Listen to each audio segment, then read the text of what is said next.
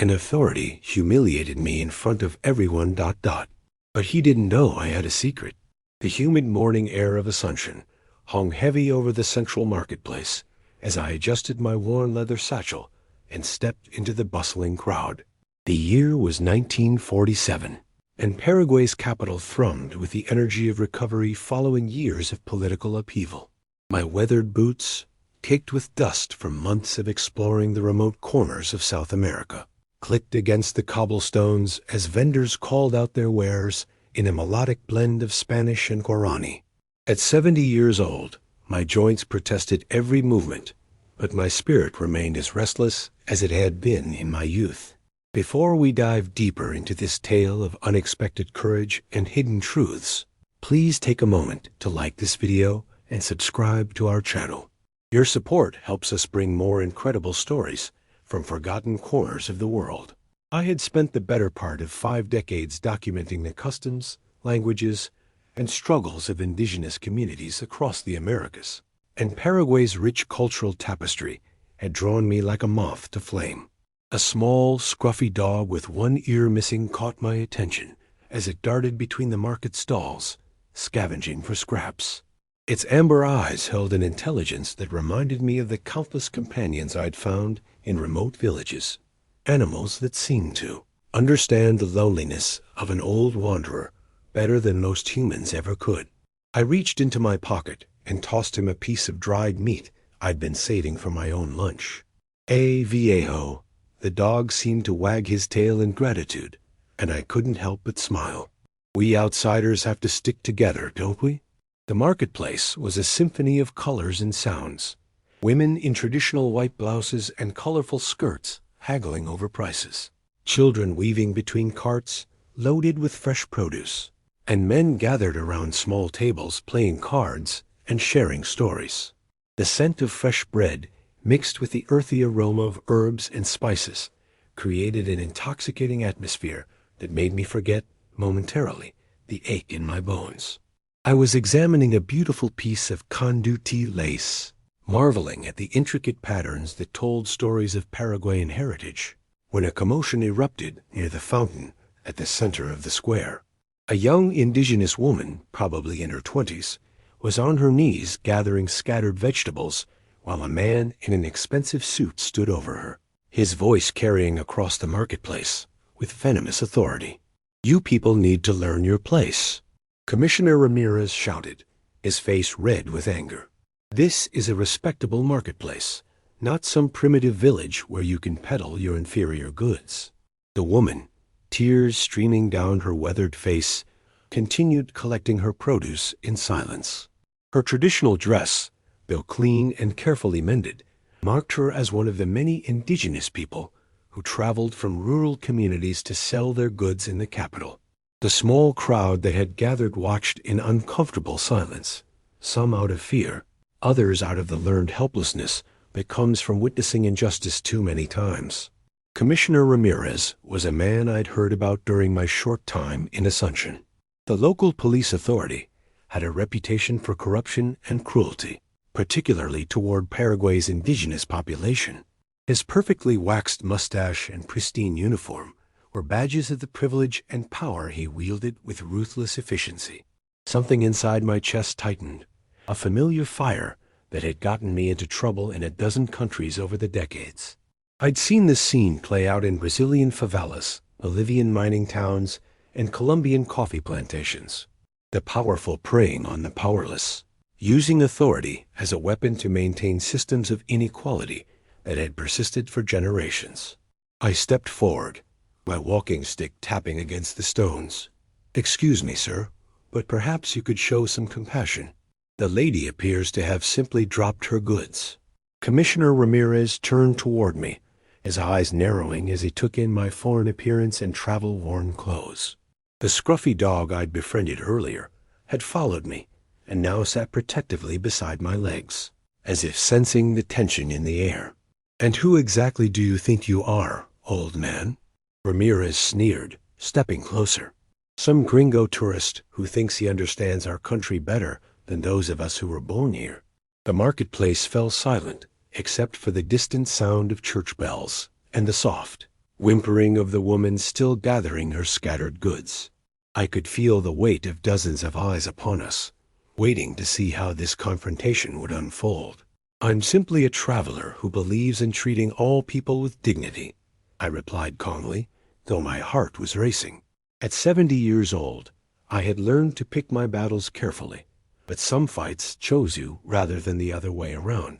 Ramirez laughed, a harsh sound that echoed off the surrounding buildings. "Dignity? For these people? You clearly don't understand Paraguay, old fool. These indigenous sellers need to be reminded of their place, or they'll start thinking they deserve the same treatment as real citizens." His words hit like physical blows, not just to me, but to everyone present. I watched as the young woman's shoulders sagged further, and I knew that this moment would define not just my remaining time in Paraguay, but potentially the lives of everyone watching. The tension in the marketplace was suffocating. Commissioner Ramirez circled me like a predator who had caught the scent of weakness, his polished boots clicking against the cobblestones with calculated menace. The scruffy dog beside me growled low in his throat, sensing the danger that hung in the air like the humidity before a thunderstorm. "Let me educate you about how things work here, Viejo," Ramirez said, his voice dripping with condescension. "Paraguay has an order, a hierarchy that has kept this country stable for generations. These indios," he gestured dismissively toward the young woman still kneeling among her scattered vegetables, "they exist to serve their betters, not to pretend they're equal to civilized people." The crowd around us had grown larger, but they maintained a respectful distance, as if proximity to our confrontation might somehow implicate them in whatever was about to unfold. I could see fear in their faces, the kind of learned terror that comes from living under the thumb of corrupt authority for too long. My joints ached as I shifted my weight, the arthritis in my knees reminding me of every mountain I'd climbed, every jungle path I'd walked, every village where I'd sat around fires listening to stories that official histories would never record. The young indigenous woman had stopped gathering her produce and was watching our exchange with wide, frightened eyes. "I've traveled this continent for 50 years, I said, my voice steady despite the tremor I felt in my hands. "I've seen what happens when people in power forget that their authority comes with responsibility, when they use their position to crush rather than protect." Ramirez's face darkened. "Is that so? Well, let me show you what happens to foreign troublemakers who stick their noses where they don't belong." Without warning, he shoved me hard in the chest. At 70 years old, my balance wasn't what it once was, and I stumbled backward, my walking stick clattering to the ground as I fought to stay upright. The small dog barked sharply, positioning himself between Ramirez and me with surprising courage for such a scrappy creature. "Pathetic," Ramirez sneered as I struggled to regain my composure. "Look at this, everyone. This is what happens when outsiders think they can come to Paraguay and lecture us about how to live. This old fool can barely stand on his own feet, yet he wants to tell us about dignity and respect." Laughter rippled through the crowd, not genuine amusement, but the nervous, forced laughter of people who knew they were witnessing an injustice, but felt powerless to stop it. Some averted their eyes entirely, unable to watch as the elderly man was humiliated in public. My cheeks burned with shame, not for myself, but for what this moment represented. Here was a man drunk on his own power, using his authority to terrorize anyone who dared question the cruel systems he enforced. The young indigenous woman had tears streaming down her face, not just for her scattered goods, but for the realization that even a stranger's attempt to help her would be punished. "You want to defend these people so badly?" Ramirez continued, his voice rising. "Then perhaps you should join them in their proper place, on the ground like the dogs you are." He moved to shove me again, but this time I was ready. My body might have been old and weathered, but my reflexes were still sharp from decades of navigating dangerous situations in remote corners of the world. I sidestepped his attack, and he stumbled forward off balance and surprised. "Commissioner Ramirez," I said quietly, straightening my shoulders despite the pain. "I think there's something you should know about me before this goes any further." Something in my tone must have given him pause, because he stopped his advance and studied my face more carefully. For the first time since our confrontation began, uncertainty flickered in his eyes. "Oh, yes?" he said, trying to maintain his mocking tone. "And what could an old gringo vagrant possibly tell me that would matter?" I reached slowly into my jacket pocket, making sure my movements were deliberate and non-threatening. The crowd pressed closer, sensing that something was about to shift in the dynamics of our encounter. Even the small dog seemed to hold its breath, its amber eyes fixed on my hand. From my pocket, I withdrew a leather wallet, worn smooth by years of use. Inside, protected by oiled cloth, was a document that had opened doors and commanded respect in a dozen countries across 2 continents. I unfolded it carefully and held it out for Ramirez to see. His eyes widened as he read the official letterhead, the signatures, the government seals. The color drained from his face as the implications sank in, and I watched his swagger deflate like a punctured balloon. "That's impossible," he whispered, his voice barely audible above the murmur of the crowd. "I'm afraid it's quite real," I replied calmly. "And I think you'll find that your superiors in the capital take a very dim view of public officials who abuse their authority, especially when such abuse is witnessed by representatives of allied governments." The marketplace had gone completely silent now, everyone straining to understand what was happening. The young indigenous woman had risen to her feet, her scattered vegetables forgotten, as she watched our exchange with growing amazement. Ramirez's hand trembled as he handed the document back to me. His carefully cultivated image of invincible authority was crumbling before the eyes of everyone who had witnessed his cruelty, and I could see the panic building behind his eyes as he realized the precarious position he had put himself in. The scruffy dog wagged his tail and moved closer to my leg, as if sensing that the tide had turned in our favor. The silence in the marketplace stretched like a taut wire, ready to snap at any moment. Commissioner Ramirez stared at the document in his hands, his face cycling through expressions of disbelief, fear, and growing rage. The gathered crowd sensed something momentous was happening, though they couldn't quite grasp the full significance of what they were witnessing. I took the document back and carefully returned it to my wallet, my movements deliberate and calm, despite the adrenaline coursing through my veins. The small dog pressed closer against my leg, his warmth a comforting reminder that even in the most challenging moments, we rarely face our battles entirely alone. "You see, Commissioner," I said, my voice carrying clearly across the silent square, "what you took for weakness was actually patience. What you mistook for ignorance was careful observation.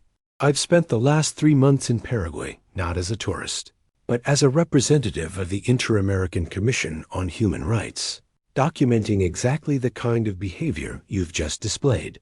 Ramirez's face went from pale to red to purple, a transformation that would have been comical if not for the gravity of the situation. That's impossible. I would have been informed of any official investigations." "Would you?" I asked, raising an eyebrow. "Because from what I've observed during my time here, the kind of corruption and abuse you represent has roots that run quite deep in certain quarters of Paraguay's government. Not everyone in positions of authority can be trusted with advance warning of human rights investigations." The young indigenous woman took a tentative step forward, her eyes wide with something that might have been hope. Around us, the crowd was beginning to murmur, fragments of conversation in Spanish and Guaraní, creating a low buzz of excitement and speculation. My joints protested as I bent down to retrieve my walking stick, but I managed the movement with as much dignity as I could muster. The months of traveling through Paraguay's remote regions had taken their toll on my 70-year-old body, but they had also given me exactly what I needed to complete my mission: first-hand evidence of systematic oppression and abuse. "The Commission will be very interested in today's events," I continued, pulling a small notebook from my pocket. "Public humiliation of an elderly foreign national, ethnic discrimination against indigenous vendors, abuse of police authority."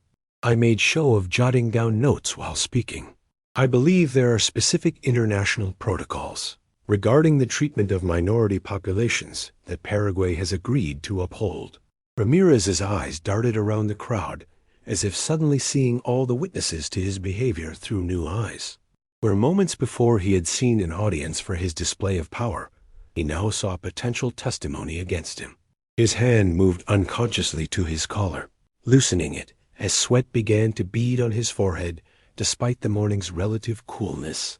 "Now wait just a minute," he stammered, his earlier confidence evaporating like dew in the rising sun.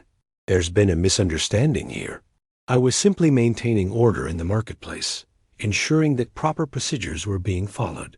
I nodded toward the indigenous woman, who was still standing among her scattered vegetables. "And what procedure, exactly, requires throwing an elderly woman's goods on the ground and humiliating her in public?" "She was blocking foot traffic," Ramirez said weakly, his excuse sounding hollow even to his own ears. "The vendors need to maintain proper spacing, or the market becomes chaotic." "I see." I walked slowly toward the woman, my walking stick tapping against the cobblestones. The small dog trotted beside me, tail wagging as if he understood that justice was finally being served. "And your name, Senora?" "Maria Gonzalez," she said quietly, her voice barely above a whisper. Years of intimidation and discrimination had taught her to speak softly around authority figures, but there was steel in her eyes that suggested a strength that ran deeper than her circumstances might indicate. "Maria, how long have you been selling your goods in this marketplace?" 15 years, Senator. My grandmother taught me to weave, and my mother taught me to sell.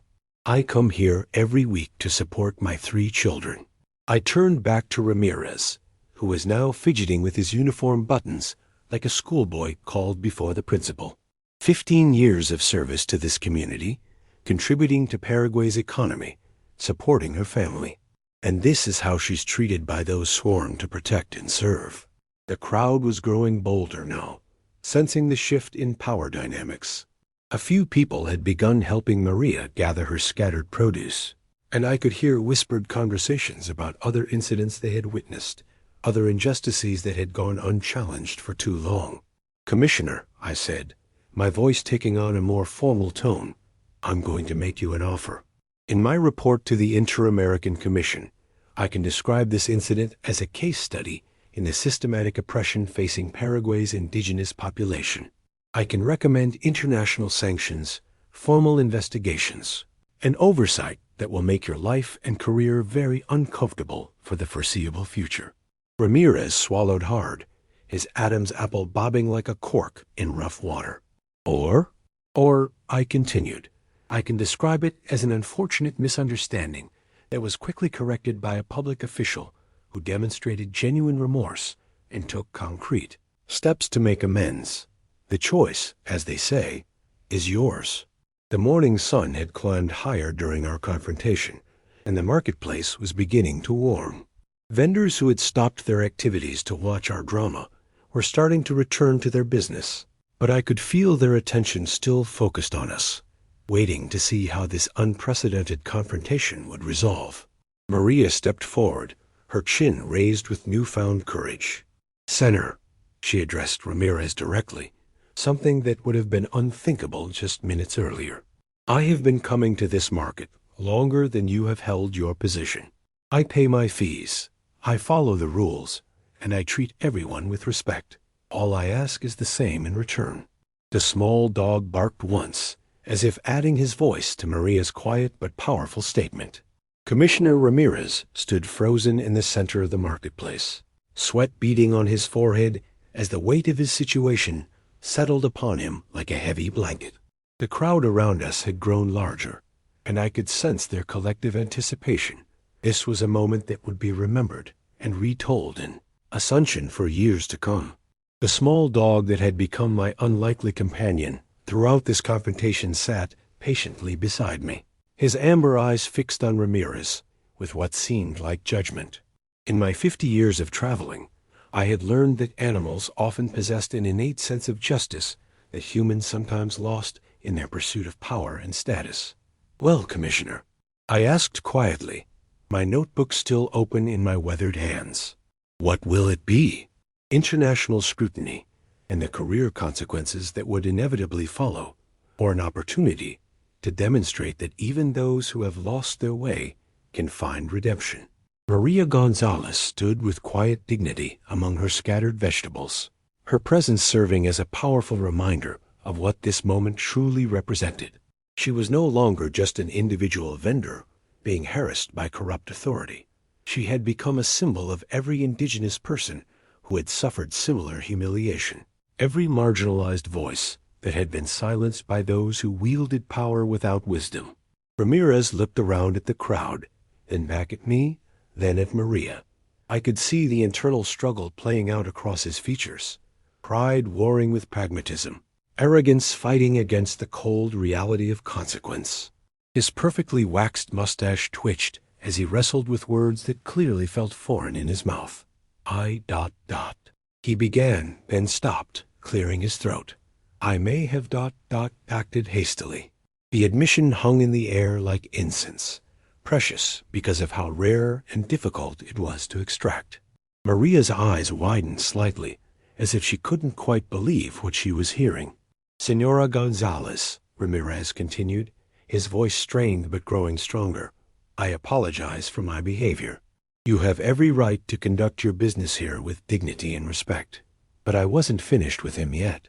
An apology, while necessary, wasn't sufficient to address the systemic issues that had created this situation in the first place.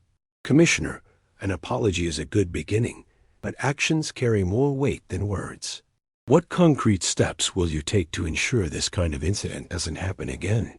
The question seemed to surprise him, as if he had expected that a simple apology would close the matter. He glanced around nervously, clearly out of his depth in navigating the complexities of genuine accountability.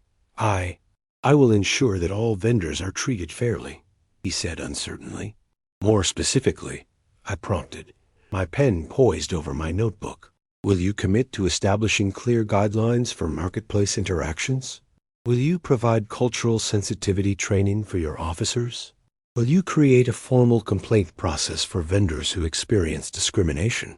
Each question hit him like a physical blow, the full scope of his responsibilities as a public servant perhaps becoming clear to him for the first time. The crowd listened intently, many of them vendors or customers who would benefit from such reforms. Yes, he said finally, his voice barely above a whisper. Yes, I commit to all of those measures. I made notes in my book, then looked up at him with something approaching compassion. At 70 years old, I had learned that true strength sometimes lay in offering grace to those who had shown none to others. Commissioner, I've seen good men corrupted by power, and I've seen corrupt men find their way back to goodness. The choice of which path you follow from this day forward is yours alone. Maria stepped forward and began gathering the last of her scattered vegetables. Without being asked, several people from the crowd moved to help her, including a young boy who carefully dusted off each tomato before placing it back in her basket.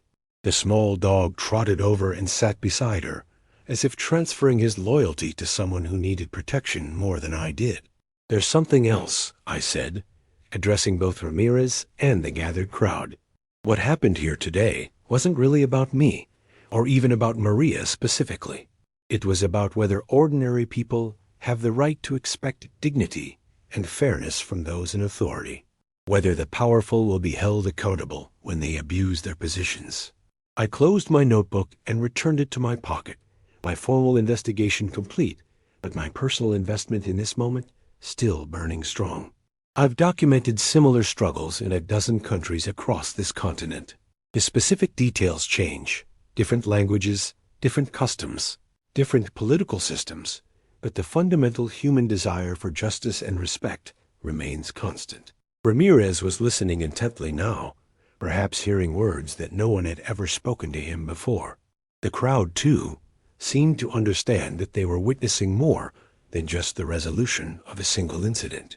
The real secret I've learned in my travels, I continued, my voice carrying across the now silent marketplace, is that change doesn't usually come from grand gestures or dramatic interventions. It comes from ordinary people finding the courage to stand up for what's right, especially when it's difficult or dangerous to do so. Maria finished packing her goods and stood, her basket secure and her dignity restored. She looked at me with tears in her eyes, then at Ramirez with something that might have been forgiveness, and finally at the crowd with newfound confidence. "Gracias," she said simply, but the word carried the weight of 15 years of endured humiliation and the promise of a different future. The small dog barked once, as if agreeing, then trotted back to my side. Commissioner Ramirez straightened his uniform and walked away without another word. But I noticed that his step seemed heavier, burdened perhaps by the weight of new understanding. As the crowd began to disperse and normal marketplace activity resumed, I felt the familiar ache in my joints that reminded me of my age and the long journey that had brought me to this moment. But I also felt something else, the quiet satisfaction of knowing that sometimes, just sometimes, speaking truth to power could create ripples of change that would extend far beyond a single morning in a single marketplace in the heart of Paraguay. The scruffy dog looked up at me with those intelligent amber eyes, and I scratched behind his remaining ear. "Well, friend," I said quietly, "I think our work here is done. If this story of courage, justice, and unexpected alliances moved you, please subscribe to our channel and hit the notification bell. Your support helps us continue bringing these powerful human stories to light, reminding us all that ordinary people can make extraordinary differences in the world."